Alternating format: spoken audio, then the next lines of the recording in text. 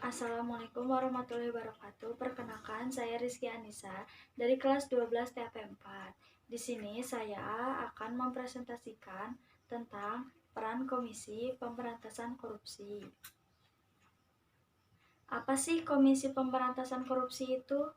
Jadi, Komisi Pemberantasan Korupsi atau KPK adalah komisi di Indonesia yang didirikan pada tahun 2003. Komisi ini didirikan berdasarkan Undang-Undang Republik Indonesia Nomor 30 Tahun 2002 tentang Komisi Pemberantasan Tindak Pidana Korupsi yang bertujuan untuk mengatasi, menanggulangi, dan memberantas tindak korupsi di Indonesia.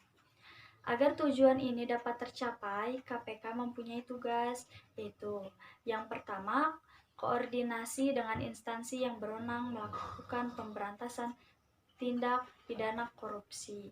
Yang kedua, supervisi terhadap instansi yang berwenang melakukan pemberantasan tindak pidana korupsi.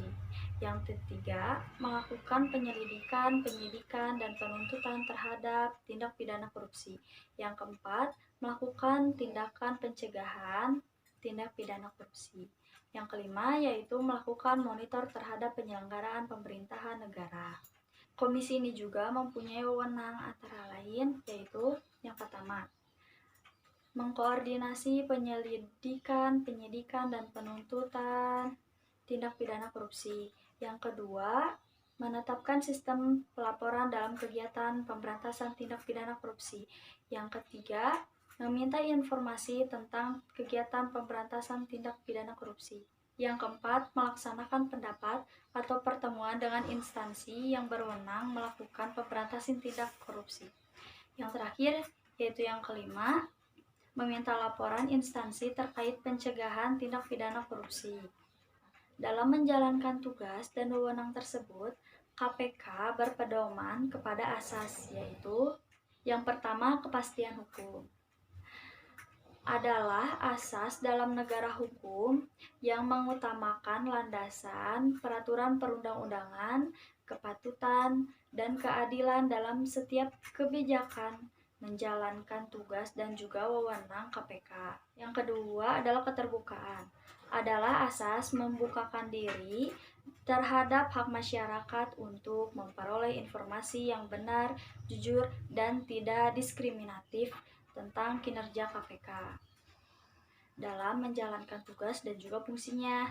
Yang ketiga, akuntabilitas adalah asas yang menentukan bahwa setiap kejadian dan hasil akhir kegiatan KPK harus dapat dipertanggungjawabkan kepada masyarakat atau rakyat sebagai pemegang kedaulatan tertinggi negara sebagaimana dalam peraturan perundang-undangan yang berlaku.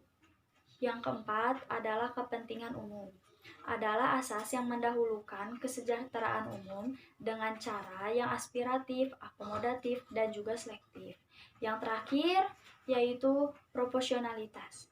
Proporsionalitas adalah asas yang mengutamakan keseimbangan antara tugas, wewenang, tanggung jawab, dan juga kebijakan KPK. Sekian presentasi yang dapat saya sampaikan. Mohon maaf apabila banyak kekurangan. Wassalamualaikum warahmatullahi wabarakatuh.